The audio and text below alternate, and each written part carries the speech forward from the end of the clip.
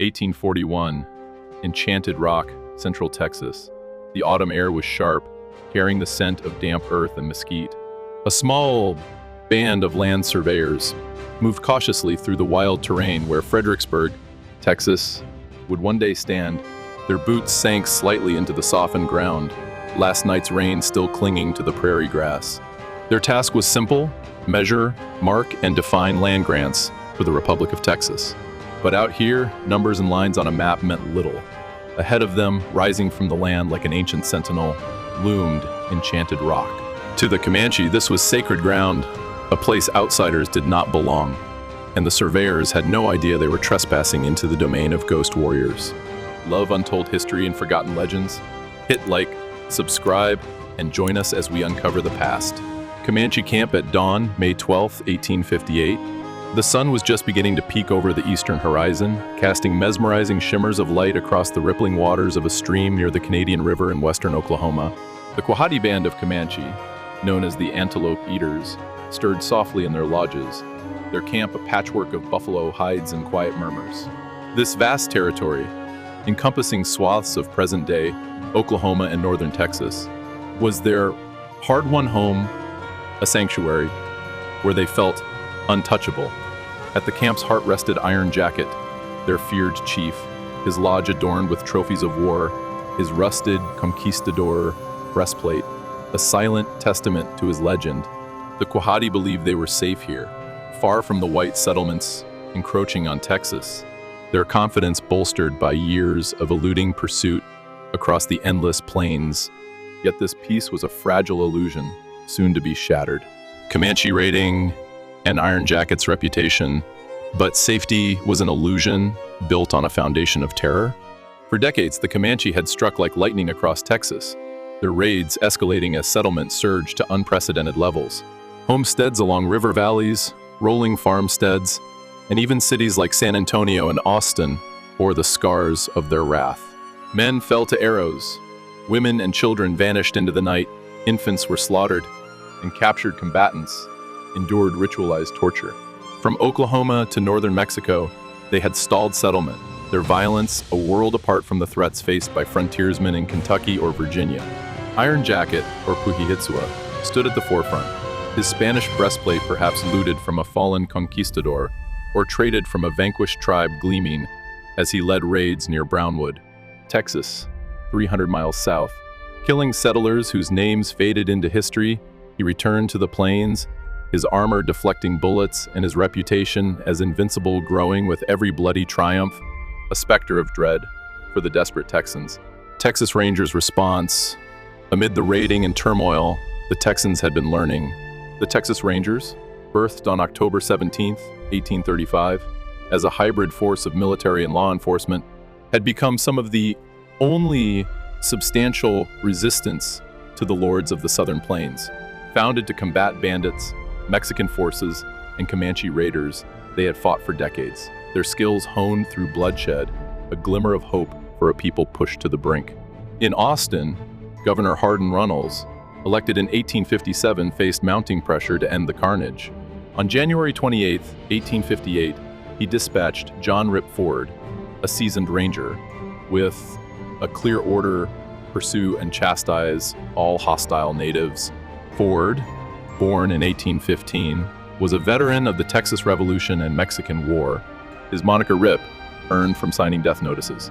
Wintering at Fort Belknap, northwest of modern Dallas, he trained his 102 Rangers in rapid-fire tactics, readying them to pierce the heart of Comancheria, an unyielding force against an unyielding foe.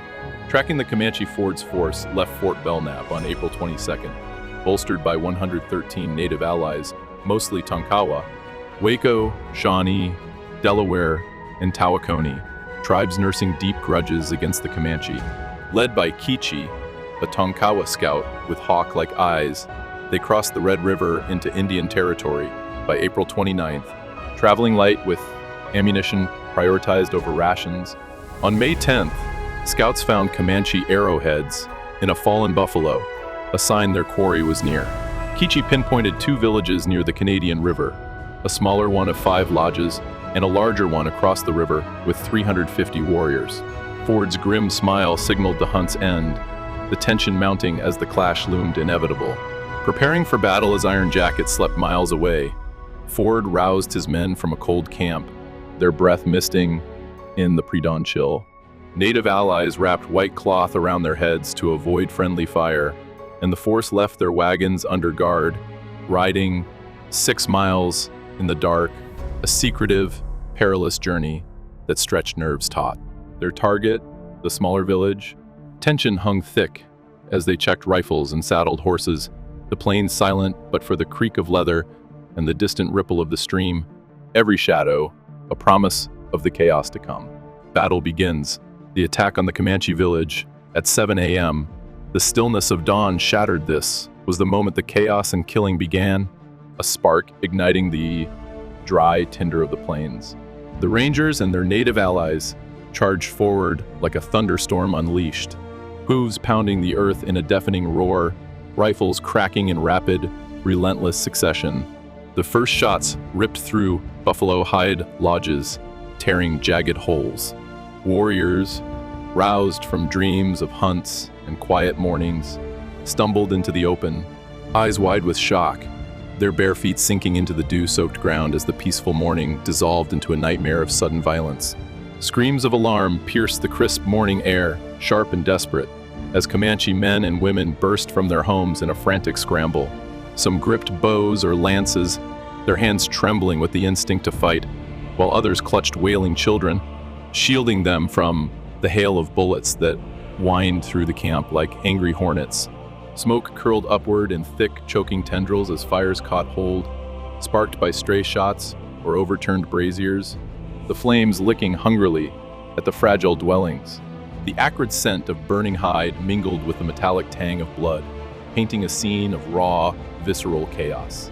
Warriors, some still half-dressed, lunged for weapons propped against lodge poles, their movements frantic yet futile against the Rangers' disciplined barrage of gunfire. The ambush was complete, its ferocity a brutal counterpoint to the dawn's fleeting serenity, gripping the village in a vice of terror and intensity. For a heartbeat, time seemed to freeze. A moment of pure terror seized the village, the air thick with dust and the echoes of gunfire. Then, amid the pandemonium, 2 young Comanche braves, lithe and swift as the wind across the plains, broke free from the melee. With a cry of defiance, they flung themselves onto their ponies, bareback and fearless, their dark hair streaming behind them like banners of resistance. Arrows hissed past their ears, and bullets kicked up puffs of dirt at their horses' hooves. But they leaned low, urging their mounts forward with desperate kicks and guttural shouts. The animals' muscles strained, nostrils flaring, hooves throwing up clouds of dust that hung in the air like a shroud over their escape. Their mission burned clear in their eyes, to warn the larger village across the river, where Iron Jacket and his warriors slept, oblivious to the storm descending upon them. If they reached it in time, the battle would not end here. It would only be the beginning, a question that lingered like the dust settling in their wake, pulling the reader deeper into the fray. Iron Jacket's death. The clash was apocalyptic. Comanche arrows met a hail of bullets from repeating rifles and 6-shot revolvers wielded by Ford's native allies. Iron Jacket charged at the forefront, his breastplate glinting, a banner of defiance. For a moment, victory seemed possible until Kichi, perched on a rise, took aim. His bullet pierced the armor, felling the chief in a lifeless heap. A stunned silence gripped the Comanche, their invincible leader gone, their morale shattered, a turning point as swift as it was brutal. The Rangers overrun the main village. Ford pressed the advantage, his Rangers crashing into the larger village like a storm. Lodges burned, warriors grappled in the dust, and the fight splintered into brutal skirmishes across 18 square miles. Peta no Kona, Iron Jacket's son, led a fierce counterattack, but the Rangers' firepower prevailed.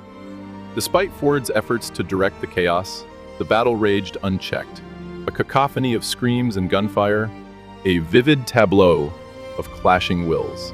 Aftermath. When the dust settled, 76 Comanche lay dead, against 2 losses, Ranger Robert Nichols and a Waco warrior. Ford's force captured 16 prisoners and retreated to Texas by May 20th, hailed as a triumph of Runnels' policy. The Quahadi's power waned, raids dwindled, and the battle marked a turning point. Yet, Petanocona and Buffalo Hump loomed on the horizon, their retribution brewing, their legacy enduring through Quanah Parker, born of Nocona, and captive Cynthia Ann Parker, a hint of conflicts yet to unfold. Conclusion: beneath the Oklahoma sky, the tale of that bloody dawn faded into legend, a saga of courage, vengeance, and clashing worlds.